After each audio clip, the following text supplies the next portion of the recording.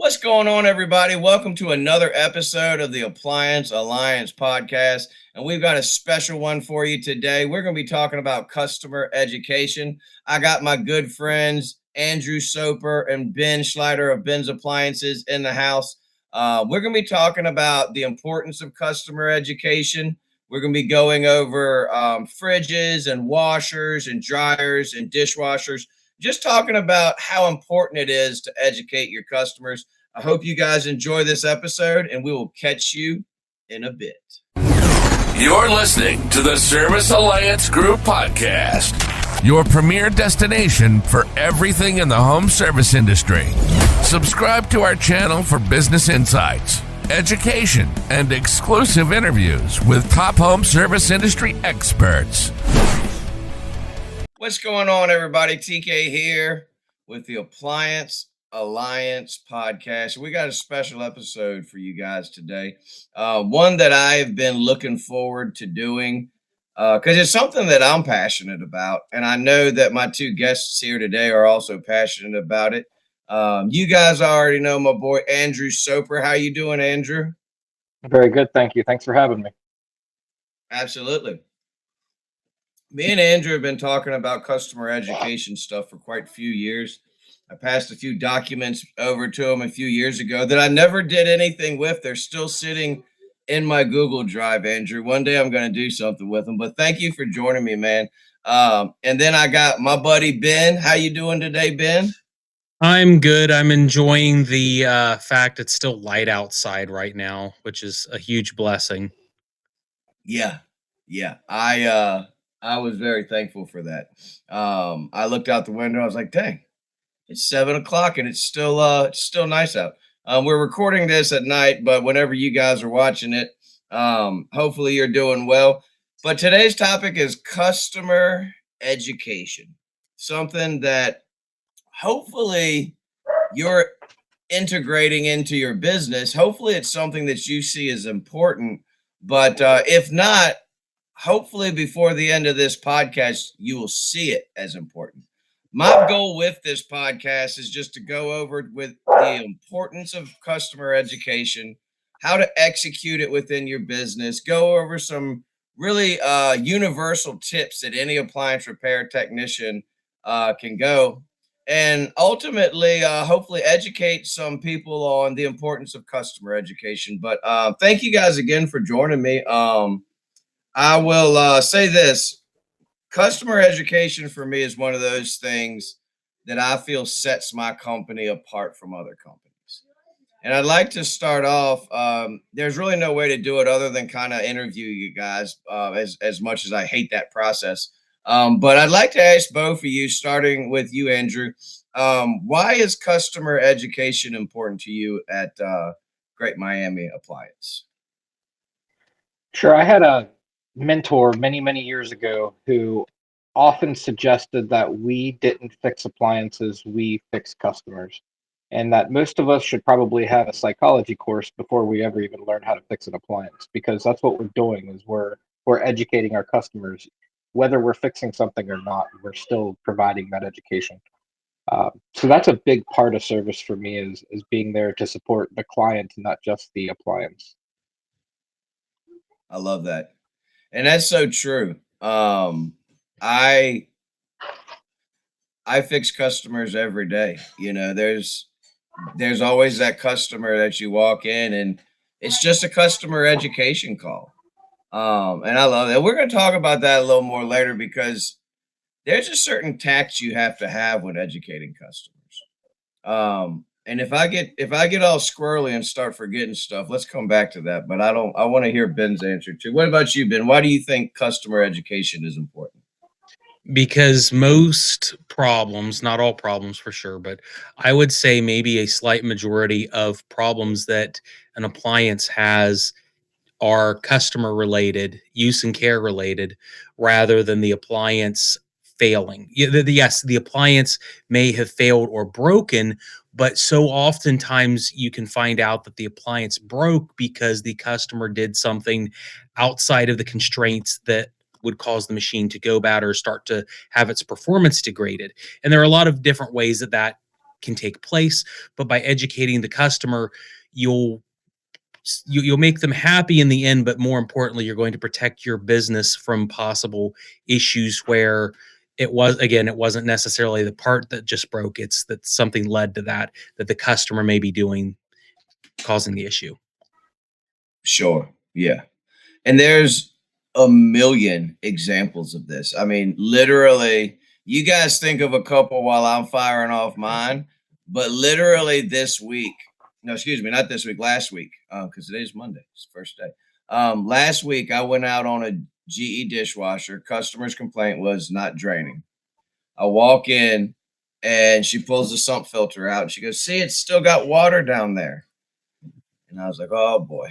I said, "Yes, ma'am." I said, it's always going to have water down there." She said, "Oh, really?" And I said, "Yes, ma'am." And I explained to her, how dishwashers always leave a little bit of water, and so does your washer machine, and you can't see it. There's water underneath that tub, even when you can't see the water. But one of the big things for me, man, is I always try to do it in a very loving, gracious way. Because the last thing you want to do is make your customer feel like an idiot. And let me ask you guys this. How do you maneuver that gray area, or that walk that fine line of not belittling your customer and making them feel stupid while still giving them that proper education? I have a saying pretty frequently, and they'll say, "Oh man, I should have known that," or something along those lines, and that's where you're moving forward with how do you phrase it. And often I'll say, "Well, what do you do for a living?" And it can be anything because it doesn't matter. It's not what I do. And I say, I would sure pay you to do that, and I would imagine you'll do it a lot better than I will. Something Yeah. along those lines. So Hmm. um, that's one of the things I tend to start with is don't beat yourself up over something like this. It's not your expertise, and that's why I'm here to help. So to me, Sure. there's kind of three sides of customer education. I'm going to get a little long-winded here, but there's the ones that you're Go called for it. out to teach a person that there's water at the bottom of the sump, like you said. So that's the whole service call, is just solving the problem that they've made up in their own head.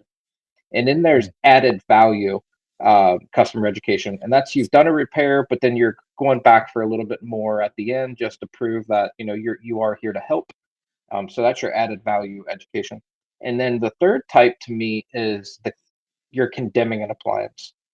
And Ben alluded to it already. A lot of that was caused by potential misuse and abuse on a machine. And you can help Mm. them prolong that failure in their next machine by that extra education there too. So to me, there's really three different sections of customer education. They're all very similar, but also they're for completely different reasons. You nailed that, man. And that's so true because each one of those things, we see it on a daily, like even that woman, after I showed her explained to her that it's always going to have water down there. It's perfectly normal. I wouldn't, her first response when I told her it was normal, she said, "Are you going to charge me $99 for telling me that?" That was her literally, she said that. And I said, "Ma'am," I said, "I guarantee you before I leave here, you'll want to give me $99." She said, "Okay, challenge accepted." And I pulled her spray arms off. I showed her how to clean her spray arms. I broke her sump down, pulled the little filter piece out, the main filter out. And then I gave her the question that we all should be asking at any customer's house: is there anything else broken? And she had another appliance broke, and I fixed that while I was there too. No parts needed. But you're so right, man, because it goes from like just a basic, hey, um, actually that's perfectly normal type call. And then you have that added value that you spoke of. That's Mhm. the big one. That's the one that keeps the customers coming back and builds that loyalty. One thing we recently started doing, and I'd like to hear some of y'all's creative thoughts on this, is we made a customer education line item on our invoices. So every invoice that we send out to a customer now has a zeroed out line item and it's called Customer Education and Maintenance Tips. And it has every appliance in the house and every single tip and maintenance suggestion that we could think of for that customer. And it's just a easy little thing. Because how many times have you started educating your customer and all of a sudden they go grab a piece of paper and start writing stuff down? It came to me one day when I was running a service call. I was like, you know what? I'm just going to make an invoice item to attach to the invoice. It doesn't cost me anything. Make it once and use it over and over. But I was just curious, what type of creative things do you guys use to educate your customers? YouTube videos. Right? You don't say. Yeah. I mean, well, that's part why I do some of the videos. There are certain things you tell people, explain it to them, like you said, pen and paper, writing it down, explaining it to them. But for at least for being a millennial, videos tend to be the best educators. So even if it's not my own video, even if it's someone else's video, I can usually surf around to figure out how to share a link or a QR code, something where they can visually understand it, to where maybe there's more information that can be given about something than what I can merely provide on the service call or the email or the follow-up or whatever I'm doing. So I try to provide as much robust information about whatever is going on as possible, because the service call, if you're not fixing the appliance, you're trying to give them value. And if you can give them resources, video, audio, however it's documented, then it's easier to justify that charge, that cost to them. And there's so many resources out there that you can use on, a chat GPT types thing, or just have a library under a Google Docs spreadsheet where you can just copy and paste that information based on their situation, or find, ask if they have their product manual with the use and care guide. Do you not have, if you don't have that, have your CSR send that to them so they can look at the very specific things that maybe you can't cover on that appliance, because there's very minute things about that specific appliance that they need to know.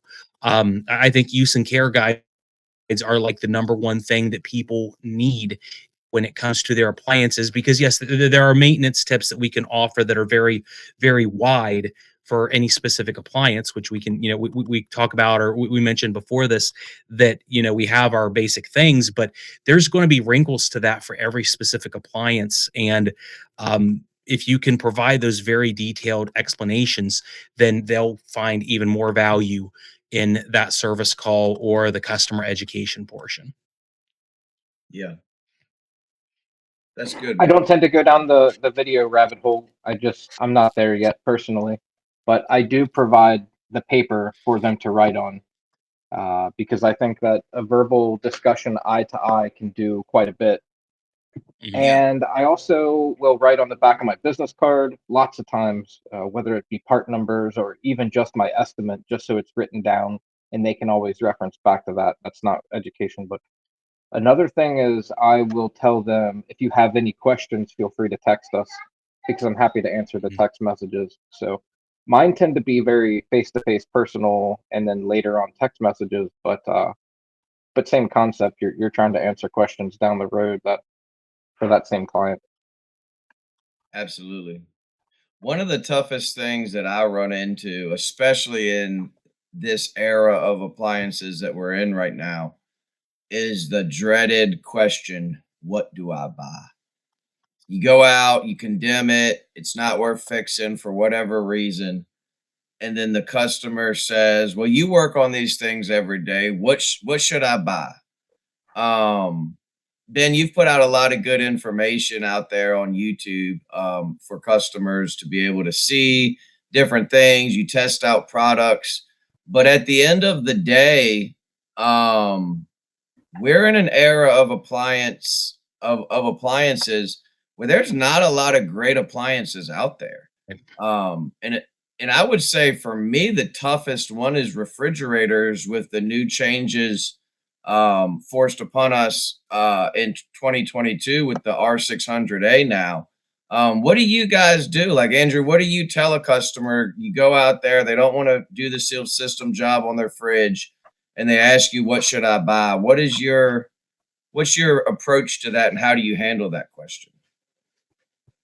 Refrigeration's a fun one because we are going through some turmoil. So I try to explain. And do you just want me to do my whole spiel? Let's hear it, man. I want to hear it. All right, all right. So your LG refrigerator needs a compressor repair. It is quite expensive, but I'll tell you, I think it's going to be better off, and here's why. Everybody's heard the word Freon. Yes. Freon was Oh banned in yeah. 1992 under the Montreal Protocol, but we switched over to a refrigerant that was very similar chemically, and the manufacturers had no trouble switching over. It was an easy swap. It was a great situation. But back in 2020 and then finalized in 21, they made another switch. This switch, they switched over to hydrocarbons, and hydrocarbons are better known as butane, propane, and even natural gas. But the problem is that they're explosive. Not that they're bad refrigerants; they're really good. They're more energy efficient. Their temperature curve is fantastic. However, because they are limited on the capacity that they're allowed to use, my analogy is if your heart doesn't have enough blood to pump, you have to overwork your heart, which causes a catastrophic heart failure. Said we're doing the same thing to new refrigeration. We don't have enough refrigerant in there to keep the compressor cool, therefore it's overworking and tends to cause pretty catastrophic failures a lot more quickly than we're used to. If you do want to go into the market for a new refrigerator, I recommend doing some research. But if you want my recommendation, it's going to be the Bosch 800 series dual compressor system. Dual compressors, two compressors, one for each section, and that way you're going to reduce how much capacity is needed to be cooled, and you won't have to work that heart quite so much. So it's going to be at the higher end of the middle tier, but it's worth every penny because they're the only ones coming up with a solution for this problem that we're dealing with. I think it's going to be another 3 to 5 years before the regulations change. But the benefit is that your LG refrigerator, the problem is fixed. We've had this solution for a long time, and we know that this compressor will last for a long time. And I would bet any dollar amount that it's going to outlast any refrigerator you go buy today. Oh wow, that repair Great. doesn't seem so expensive anymore. So Yeah, that's still system, and I hate to put it this way, but I mean I'm gonna just call it like it is. That that EPA regulation that they put out is gold for me. I mean, I've sold so many repairs that might not have made it through. Um, and all you're doing is telling the truth. You're not lying. Nothing you just said is untrue. And at the end of the day, like I feel bad for a customer that is getting rid of a refrigerator. Like, let's say it is a close to 1,000 or over $1,000 repair. I would rather see that customer fix that if it's in good condition. If it's time to let it go, it's time to let it go, and we see them plenty of times, especially in property management. I see them all the time. But when you educate that customer, and this is one thing that I love about customer education, is that you're giving the customer everything they need to make the decision that they need to make about their appliance. You might not sell the job. They might decide to replace it, but you're offering them everything they need. And at the end of the day, it's up to them. Like, hey, Miss Johnson, I've given you everything I have to tell you about this. I don't want to pressure you into fixing it. Let us know if you have any other questions. We'll be happy to follow up with you. But the refrigeration thing, it is a tough one because those those newer refrigerators are failing at catastrophic rates from what I'm seeing. Are y'all seeing pretty much the same thing? every day. Yep, every single day. What about you, Ben? What's your spiel? Because well, you're more in the sales and videos and things like that. What is your take on that part of it with the new EPA regulations and R600 taking over by force, literally, the residential refrigeration market? Yeah, it's hard to say because what I would tell anybody is right now it's kind of a crapshoot because very few of the I shouldn't say few. None of the American manufacturers really dealt with R600 prior to 2021.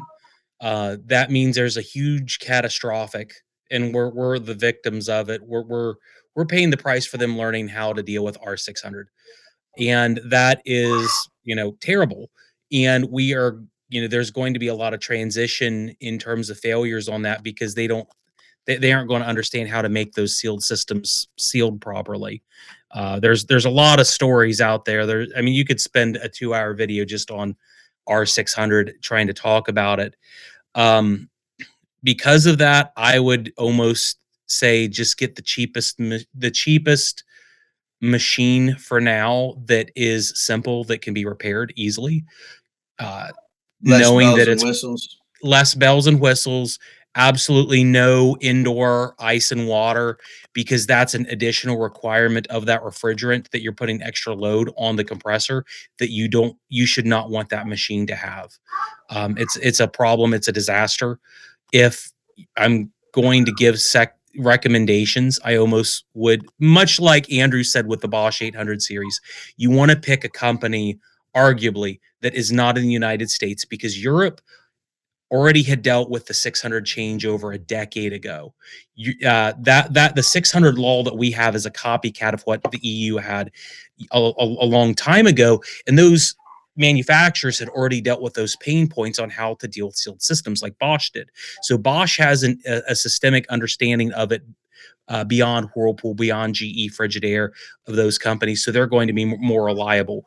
The story even on the LG, it's the most plausible story I've even heard about the LG refrigerator issues, all the catastrophic issues, is that the linear compressor was designed for 600 from the get-go, and they modified it to 134 to use on the American market. And that's what caused the head pressures to be so bad and caused the linear compressor failure. But even LG, because they're in Europe, they had the 600 requirements before the US did. So you almost have to look overseas if you want something that's going to last a little bit longer. But anything that is simple is just it's going to have a better intrinsic value in it. But like you said at the very beginning, it's going to be a crapshoot, and it's going to be bad for a while until they look at the failure points 5 years from now. If it's the Yoder loop, or it's where the heat exchanger is, or whatever point that they're failing to braze properly. One thing to add on the 600 bandwagon is, and this was from the guys at Lockring when I took Lockring courses, is that the problem with R600 is like the actual composition of that chemical. 22, 12, 134. The reason it was so much easier to deal with is the molecular structure is huge. But when they went to 600, that molecular structure is much smaller. And because of that, it's easier for the gas to escape from any braze point on the unit, which is also why Lockring has a lot of problems. It's smaller, it tends to escape more, and the manufacturers don't know how to weld properly at the joints to where it's going to escape more and cause issues. So go foreign right now, probably, and then be as simple as possible, so there's just less in that system to get messed up. But I always preach a simple get whatever you can as simple as possible that will meet your needs, and pray that the dice roll in your favor anymore. My other recommendation is the Frigidaire side by side, because I think it's a great bang for your buck, and I really like Frigidaire's extended warranty policy. I like the You can Frigidaire's buy too. their. Yeah. I'm a big fan of I have a Frigidaire side by side actually in my kitchen. Me Love too. the Frigidaire side by sides.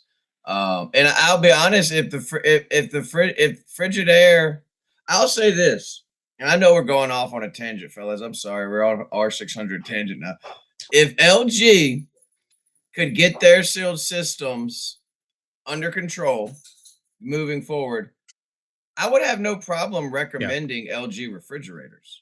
The biggest issue I have with LG in the refrigerator market is their sealed systems. Now I do tell customers when they're looking for a fridge, I say you need to know what kind of warranty you're getting on your sealed system. That needs to be a question you should ask, because all sealed system warranties are not created equal.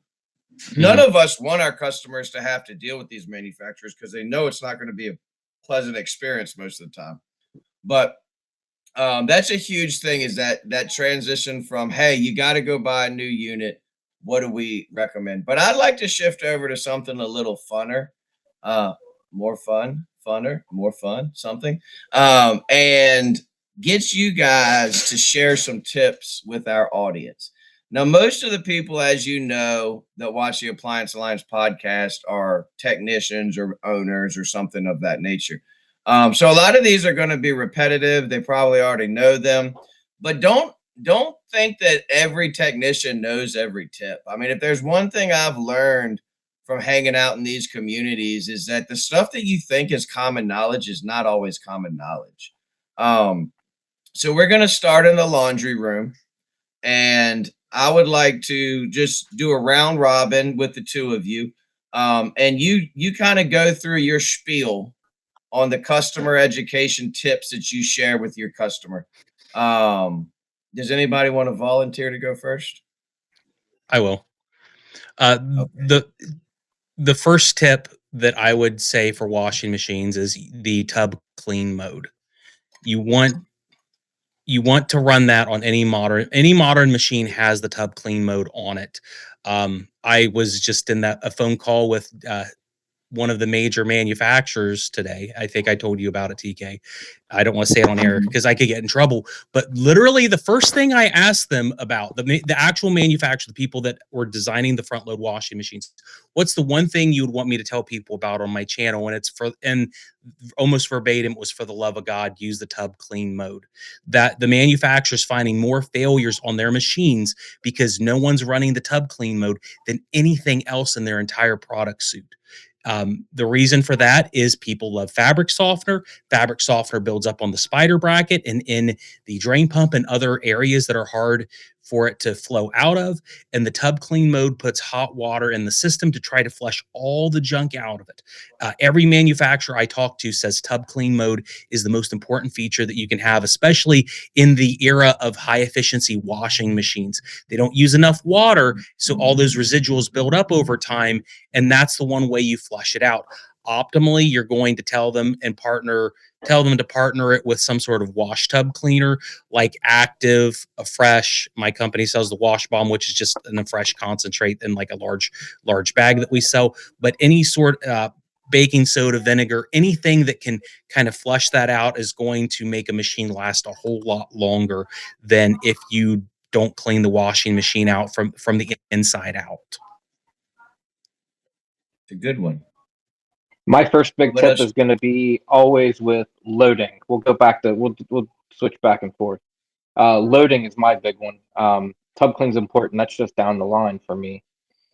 Start with you're not separating by colors anymore. Grandma had to separate by colors because dyes were significantly different, but dyes and fabric has changed quite a bit. So we don't really have to separate by colors, but laundry machines are very sensitive to the weights that you're putting in there. And even loading is extremely important. So make sure you're using a round laundry basket from that $1975 store, stuffed full with a small heap. That's going to be considered a large load for every machine you'll ever buy the rest of your life. That's what they're designed to wash, is that round laundry basket stuffed full. And yeah, you can fit your queen size comforter in there, but my analogy is you can drive your car across the country too. But if you're doing those things every day, they're going to break down prematurely. So proper loading size is the most important, followed by even loading, keeping your similarly weighted articles together. You already do that with your towels and your sheets, but now let's start doing that with the jeans. Jeans have to go with heavy things. And what about that one sweatshirt in with the load of t-shirts because they're all dark? It's an unbalanced load. So we want to avoid that by putting heavy articles with heavy articles and light with light. And people seem to understand that pretty well. So a I lot of love that's that. just adapting to new technology. And my other thing is, Grandpa hated seatbelts, but he had to learn to adapt to new technology, and sometimes we have to as well. Yeah. I'm going to confess a sin. I do not talk about loading the washing machine ever, and I should. Thank you Mhm. for bringing that up. And I It's the most guarantee you important. there's tech. It's absolutely. And you know what? I just assume that people know how to load their washer machine, but they don't. You're right. I mean, I educate on loading, but it's usually because I'm out there because they're getting an off balance or they're something, when it's brought up. But that should be brought up on every single service call. You're absolutely right. And breaking it down so simplistically, I love that you just said light clothes with light clothes, heavy clothes with heavy clothes. Keep it simple. I love that, man. Thanks for sharing that. Back to you, Ben. We're in the laundry room. What's your Yep. next hot tip? So if we're continuing on with washing machines, because obviously dryers have their own thing, if you have a front load with any sort of drain filter access, you want to clean it out every 3 to 6 months. Anything and everything can get caught in the filter, and it is a filter. It's designed to catch those things because it's engineered that way. If you clean it out every 3 to 6 months, you can save your drain pump from getting annihilated at some point over a multi-year time span. If you can, take the time to do it every 3 to 6 months, suggest to the customer whatever it would take to open that drain up, remove the water from the tub. You can even tell them, oh, if you don't like the residual water, do that to kind of, freshen it up. But ultimately, you're wanting to clean everything out from the trap so it doesn't jam inside the impeller and blow that drain pump up. So that would be a big one, is if there's any sort of filter access, clean it out. Not every machine has it. I don't know why. And I know that's mainly a front load tip, but I would look at that one being a major one. And it also depends on if you're dealing with front load education or top load education, because there will be a few nuances to each of those. But if there's a filter, That's very check. true. Yeah, front load washer education and top load washer education. There are some definite differences. I want to throw one in too because y'all are getting some good ones. One of the big ones for me on the front loaders is teaching them about their door and their door boot. Hmm. Every single front load washer I go out on, 99.9% of people do not know that there's weep holes in that door boot and that those weep holes are currently filled with dog hair. And 99.9% of the ones I go on are. So I always teach them about that, about their weep holes and how you can clean them out.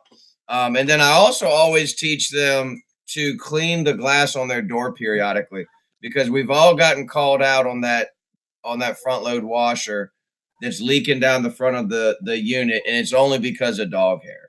And that's one of those things that can be totally uh,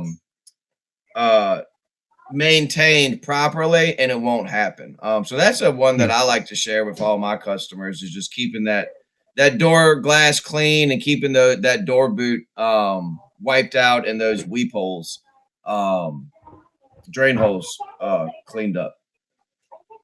I'll hit one more, and it's extra rinse, whether it's top load or front load. Ben laid it out. The units aren't using enough water. An extra rinse will definitely help flush the soil and detergent out at the end of the cycle. It will help maintain to prevent odors as well as mildew and other growths that we want to avoid. So we want to get all that organic material out of the machine by using extra rinse at the end of the cycle for every single load. That's a good one. I don't use that one, and I'm gonna steal a couple of these because these are good ones. Um, if if we're gonna do dryer, but I'm gonna do an entire video on dryers. So let me get from each of you your number one dryer piece of customer education. I'll go first. My big thing with dryers is everybody thinks, and this is kind of how I say it to a client too, is everybody thinks a dryer turns and gets hot. But what most people forget about is it's actually moving moisture out of the house. You've got to get that moisture out. Airflow is far more important than the heat or the tumbling. So we want to make sure that there's no air restrictions at all whatsoever. Sometimes that's going to be right there at your lint screen. These micro mesh filters just need to be scrubbed off periodically. Sometimes Yeah, it's going to be out there at the termination point, and just get out there and check it. A few times a year. It doesn't have to be every week or month, but just while you're cutting the grass, peek over at that vent and make sure that there's nothing built up right there at the end. And airflow is the one that people often forget about. absolutely, absolutely. then you don't have time to ask ChatGPT for a dryer maintenance tip. No, I'm just uh, kidding, buddy.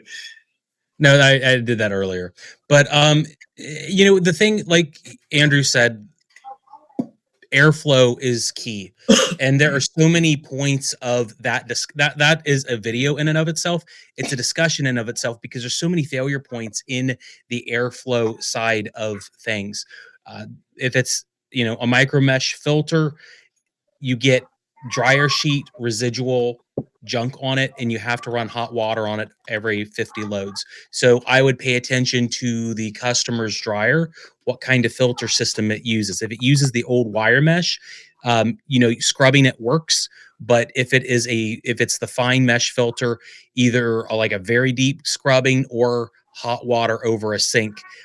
Whenever showing the customer hot water, and you take it over to sink and say, if water pools in this filter, that means it is a major point of failure on why your machine's not working. And I don't know if I've ever taken a filter out of a dryer, ran it over hot water, and it not pooled up inside. And you let it run with hot water for 20 seconds, it just goes straight through. And when they realize that that's an issue, they think, oh, wow, this is definitely there's that visual element to it. Yeah, you can show it to them. That's what I love about it. You can show it to them. Yeah, anything that I had for my notes on the dryer have to do with either the mesh filter, the ductwork, how is it arranged or oriented. There are great new products out there on ductwork that can make that run better, that will either be stronger or easier to run, that you could add as a service add-on. Whether it's the magnetic dryer system where it will just pop onto the ductwork at the wall, or it's they have new semi-rigid ductwork out there that is flexible, like your paper thin stuff, but actually you could almost stand on and it's not going to break, having the I shortest run love Innovate. possible.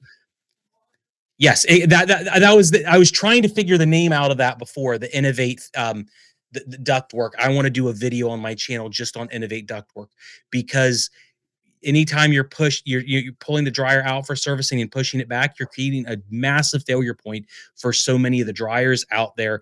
And if you can convince them to upgrade that ductwork and run it shorter, it's a huge value add, and it's going to extend the lifespan so much. Great stuff out there that they have now on the market that a lot of people aren't aware of. Their metal bird gates and their dryer I got flex are it. two big upsells for me. Yes. It would so educate me a little bit, because I'm not familiar with this product. You said Innovate? Innovate. They're a company that has a line of fantastic products. This isn't the right time to get into it, but dude, they are the best. Yes. I'm gonna look it up. Innovate. It's All right. Well, it's thank you for absolutely that. worth They're it. not cheap. Yeah, they're not cheap products, but dryer flex you can get on Amazon. So often I'll write down DRFLX or DFLX4 and just put it on the back of my business card and say, hey, this is something that you guys are definitely able to do, and it's a big improvement from your builder grade. Go to a luxury system. Your house, your dryer deserves it, and I don't have to make the money on it. I want them to just upgrade their stuff. So. There you But go. I do I'm sell gonna it all the check that time. out. Yeah, Yeah. that's I great. don't I don't necessarily I'm want to gonna be look behind into the that. dryer anyway. Yeah, yeah, exactly. All right. Well, moving out of the laundry room, we're gonna head over to the kitchen. Probably one of the ones that I feel gets pretty underrepresented is the dishwasher. There's a lot of education that can be shared about the dishwasher. Couple I've learned from you over the years, there, Andrew, when you did a video back in the day, that gave me a couple of tips. But what are some of your go-to tips, Andrew, when it comes down to that dishwasher, my least favorite appliance on the face of the earth? That whole spiel is something that I say at 90% of the houses I walk into. I try to just go over all the standard maintenance that you all know. But one of the ones that might get forgotten pretty often are that the spray arms still spray from the middle out. So we want to make sure that our dishes are facing towards the middle. A lot of these new dish racks make that a little bit more difficult. So that's something that I point out to a lot of people. I'll peek inside their dishwasher and I'll say if the water can't get to it, it's not going to clean. And make sure that the dishes are facing towards the middle in order to get the best, most effective wash out of your unit. Yeah, that's good.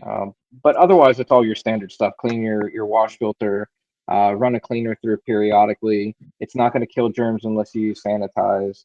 I tend to say 4 times a year, and I recommend Glisten for the cleaner that I like. Um, Depending on the detergent, I might make some soap suggestions. Depending on the detergent, I might recommend running the water at the faucet. Depending on the unit, I might recommend so many different things, but they're all pretty standard. Yeah, and I'd like to get both of y'all's opinion on this. Are you guys a scrape and load team, or team scrape and load, or team rinse and load? This one's for Diane Hoffman. I honestly am so undereducated about dishwashers. I don't use one yet, but the guys at New Appliance are really trying to push me to go get an ASCO unit for my home. So join. I'll probably join rinse and load, given the enzymatic detergents that are out there. Because the claim is if you do it right, you can just rinse and load and be okay if you follow all the other stuff. But a lot of it comes down to that use and care guide on exactly how you're going to tackle it. If you tackle it right, you shouldn't have to scrape on modern ones.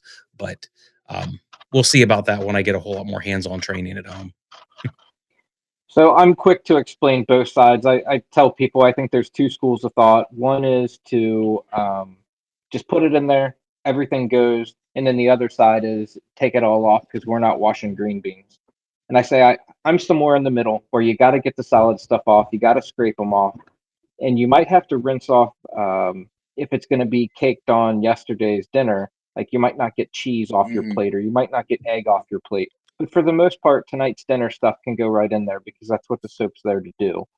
I said, Yeah, you got to make sure you're getting the solid stuff off. Otherwise, you're going to just jam it all up and clog it up. And so I think I'm somewhere in the middle. absolutely. Yeah, I'm somewhere in the middle too. We've been doing a little experiment at the house here. And my wife said, well, whether I scrape it or rinse it, it comes out clean. And I said, yeah, but if you're rinsing, you're wasting tons more water that I have to pay for.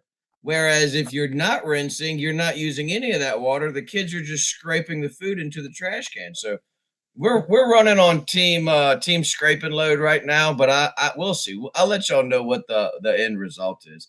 But moving on to Mr. Hang on. Refrigerator. I, Okay, I, go ahead. I think the more important thing for people to understand is what sanitize truly is. Talking about Diane Hoffman, she's a big proponent of you don't need sanitize because soap is there to wash away 99.9% of germs. And the wash away part is what they really, our soap will wash away 99.9% of germs. Just about the same as sanitize will kill 99.9% of germs. And I think there's a big disconnect there because when you wash something away into a sink where it's going down because you're using fresh water, it's gone. It's down the drain forever.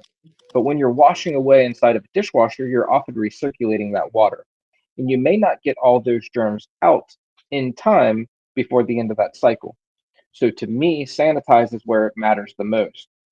My dishes aren't going in that dirty. The soil is not the problem. It's the germs that I'm worried about. I don't want cross contaminations from chicken or whatever it might be.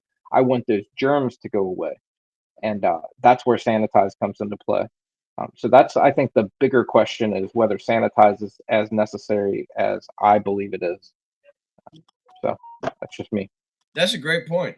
I don't really bring that up often, but I would definitely consider it more because I get into a whole spiel on dishwashers, and I was very glad when I got that invoice item made because I can sit there and talk about the dishwasher for quite some time, and I really get into like showing the customers like, hey, do you know how to clean your sump filter? Do you know how to take your spray arms off? And oh, look at this, you got a little piece of plastic hanging out the end, and then show them how easy it is to pull it off. But the dishwasher's my least favorite appliance to work on, but it is my absolute favorite appliance to educate customers on, because I feel like there's a lot of people out there that don't know a lot about their dishwashers. I mean, we peel some filters out all the time that have never been cleaned, Mhm. and it's just like you pull it out and they look at you like, "Oh, I didn't realize that little thing turned and came out." So, um, anything else on dishwashers before I move on to Mr. Refrigerator? All right. Now the fridge is probably uh, one of the appliances in the home that everybody knows some of the basics, but I think that there's definitely some little tips and maintenance ideas that I've heard over the years. That everybody knows you're supposed to clean your condenser. Everybody knows about things No, they like don't. that. But a lot of the times, there's things that for me, um, I think I don't want to say this the wrong way. I think are complete bull crap in the industry. Like these new air filters we're seeing on all these refrigerators. How how often are you actually supposed to replace these things? Or is it just a gimmick, or is it like legit that this air filter needs to be replaced every time that light comes on? That's a question I have.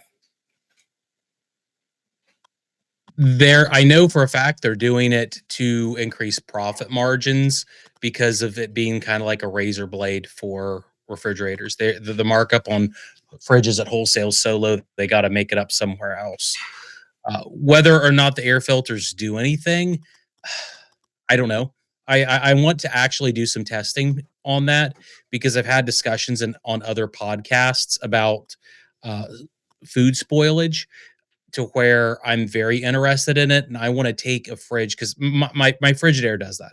My Frigidaire French door, it has that replace air filter. I probably have two Frigidaires at my shop that I could do side by side on and set the same temperatures and just rip the air filters out of one and keep the nice factory filters in the other and just see if it's bull crap or not.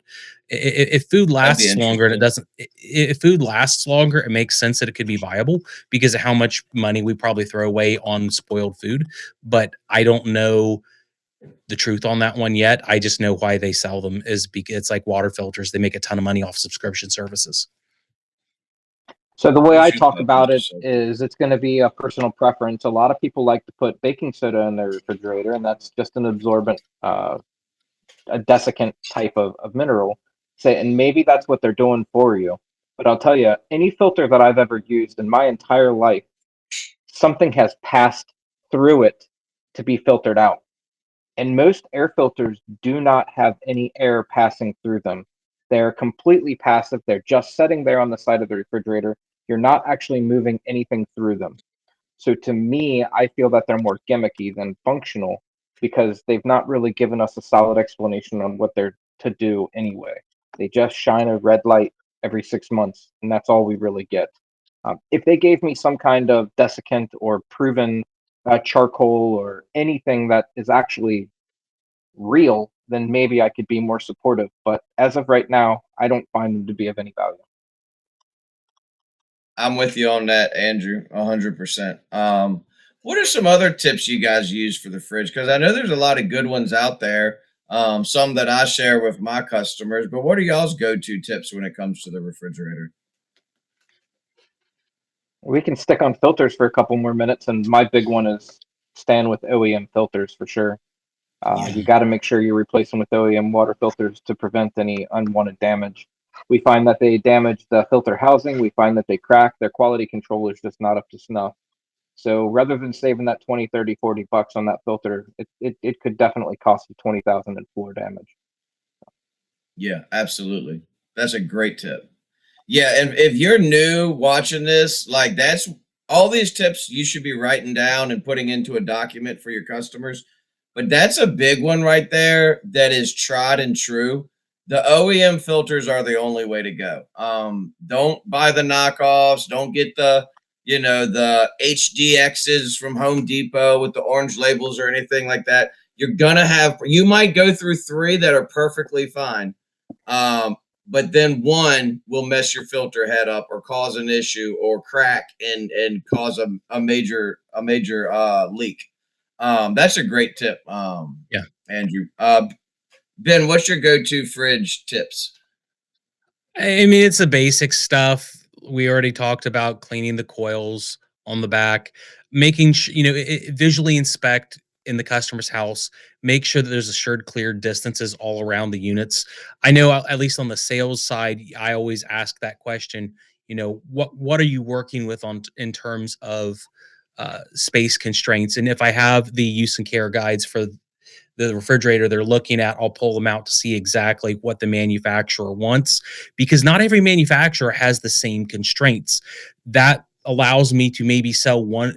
Just because you have a 36-inch room doesn't mean that a 36-inch fridge or 35 and 3/4 or whatever is going to be the correct one. You may need 1 inch of clearance on each side. You may need 2 inches of clearance on the top, or you may not need anything at all, depending on how the airflow is routed on the system. It may have a grill underneath that can handle it differently. So you want to educate the customer, if possible, on the cleared distances on the fridges. Obviously, 1/2 inch on the sides, 1 on the top is industry standard, but it may get a little bit more particular. And if you have the ability to look at the use and care guide for that fridge, you may be able to assist them for being able to have it last longer.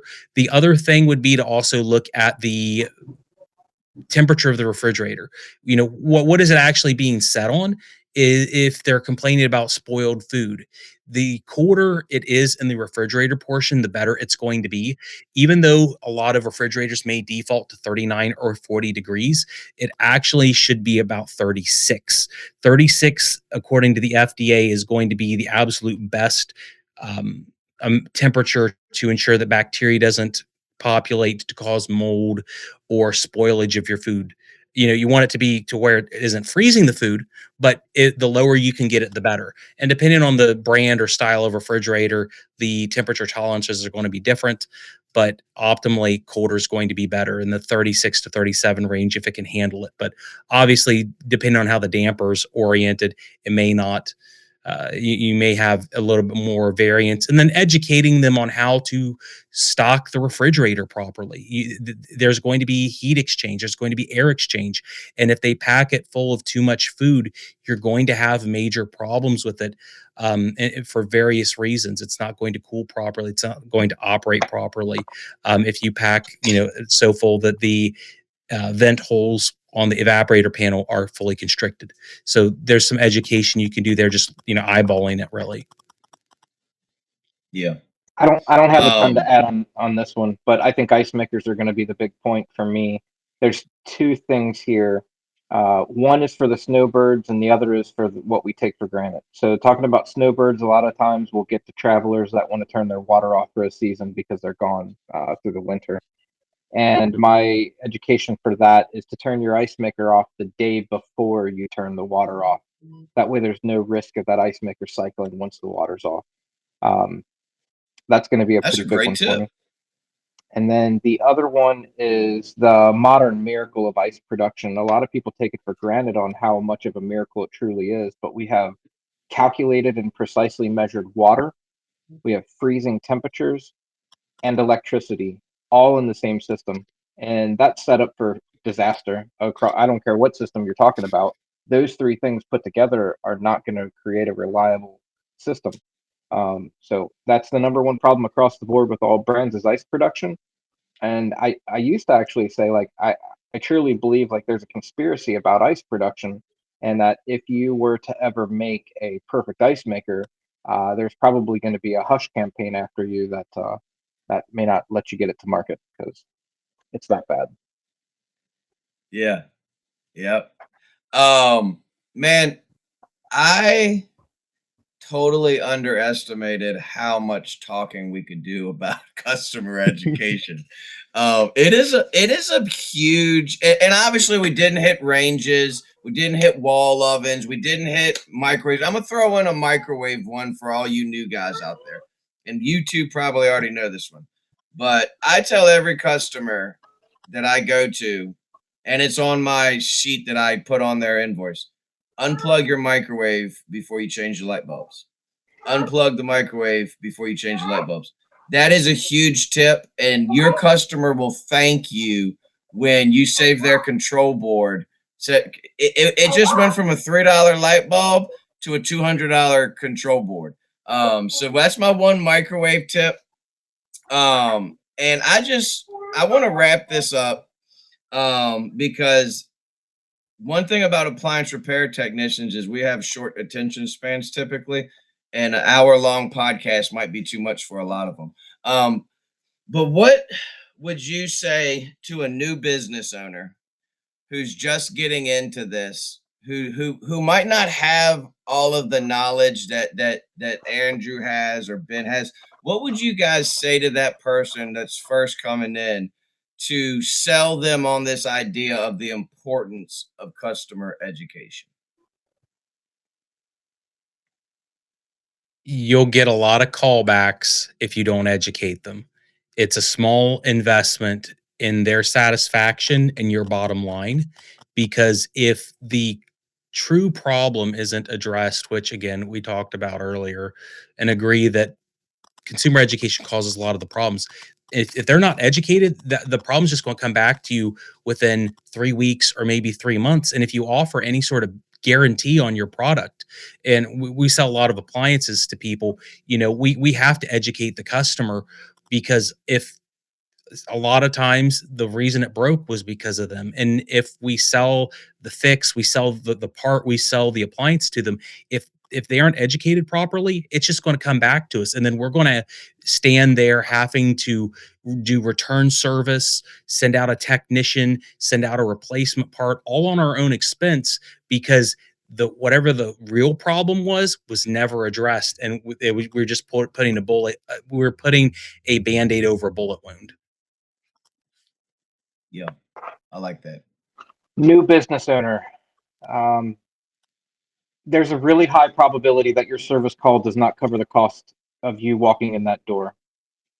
So the calls to flip a switch for a dishwasher or to clean out a sump or replace a water filter, there's a good chance that you're not going to make money on that. You're far better off spending the few extra minutes to prevent those nonsense calls, and that way you're not losing on that service call. Sometimes it pays off and you get extra work like you did the other day with that woman in the sump water. But pretty often they're probably mad at you because all you did was come and clean a filter or come and flip a switch. So if you can prevent those, you're going to be more sought after and more profitable. Yeah. That there's a lot of good stuff right there. I'm gonna say what I would tell a new person. When I first started doing this, I didn't know what the hell I was doing. Many days now, I still wonder, do I know what the hell I'm doing? But as you learn these things, don't do what I did and just expect to remember them. Make a document where you can keep all of this knowledge that you're gaining as you're learning, as you're growing, as you're expanding. Get a customer education sheet made and add to it as you go. Start off with just every appliance, and you can add to it as you go, and make that accessible for your customer, because the value that customer education adds on a service call is so greater than you'll ever know. When you can take a customer that had no idea how to clean her sump filter, she had no idea she didn't know where her condenser was on her fridge. She didn't even know that there was weep holes in her front load washing machine bellow. When you can educate them, you are taking someone who hired you and expected you to just come and fix something. You have become a teacher to them. Now you have become someone that is educating them, and doing it can really change a customer from just somebody calling to get an appliance repair done to someone who's going to call you back time and time again. Don't skimp out on customer education.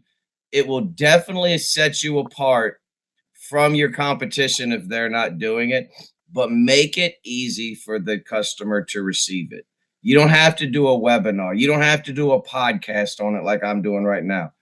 Print out a little document, attach it to your invoice, put it on your website, make a cool video like Ben does, but make it easy and make it understandable.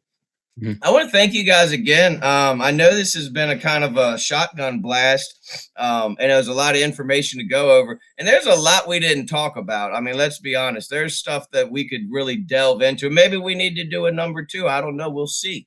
But either way, I want to thank both you guys for joining me. I enjoy talking to other people because every time I talk to other guys in the trade, I learn something. I learned several things from you tonight, Andrew. I learned some things from you, Ben. And I just appreciate hanging out with other appliance dudes. So thank you guys again for joining me. Any last words before we bounce? Not that I can think Any of. of you have any questions? You got 3 guys right here that'll probably answer any questions you've got. Don't hesitate to reach out to the right person. But you better ask a question. I'm not going to give you an answer to just any question. Ask a good one. There you go. Ask good questions. If you aren't already in the Appliance Alliance Facebook group, head over to the Appliance Alliance Facebook group. Make sure to join. If you're not over at servicealliancegroup.com, make sure you go over there. Andrew's always in the Appliance Alliance answering questions, helping people. Ben's a member over there. He's putting out content all the time. It's Ben's Appliances, right, on YouTube? Mm-hmm. Yep. So you can check him out there. I want to again thank everybody in the Alliance community for coming out and watching this podcast. Be sure to like it and share it with your friends. And we will catch you guys on the next episode. Peace. Thanks for tuning in to the Service Alliance Group podcast. Make sure you visit our website at servicealliancegroup.com for home service business resources.